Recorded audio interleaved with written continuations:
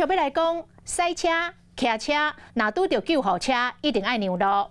台中有一个46岁女驾驶咧等红灯，后壁一台救护车是安尼呜呜叫，搁甲闪灯，搁甲二喇叭，但是女驾驶拢无发现，拢无让路，讲至少挡路挡40秒，一直到倒青灯。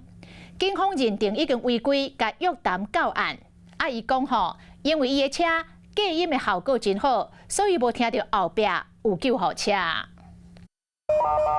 救护车闪灯，淡水内要求停伫咧头前迄台白色旅行车让伊过，对方驾驶煞敢若拢无咧准备。救护车的喇叭声叭叭叫，旅行车驾驶无听到，就是无听到，看伊的民众拢感觉真坎坷。换位思考一下，也许今天是你的家人坐在救护车上面，要有一点同理心嘛，就是真的该让的时候还是要让。旅行车同救护车地点就伫咧台中市北屯区这个大路口。当时救护车淡水内就是伫咧进行救护，车顶可能有患者，也可能是要救护现场救人，煞拄到旅行车挡路。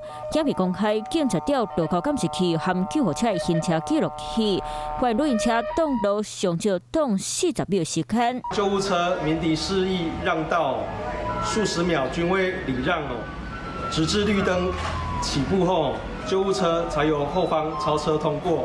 警察看影片讲，旅行车明显违规，看车牌号码约谈到旅行车驾驶是一个46岁廖太太。伊甲警察讲，因为车的隔音较好，才无听到后壁救护车淡水的声音。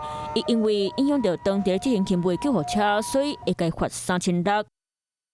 Hello， 我是主播王韵竹。想要抢先掌握最及时的新闻资讯吗？赶快订阅、按赞、开启小铃铛，随时锁定华视新闻 YouTube 频道。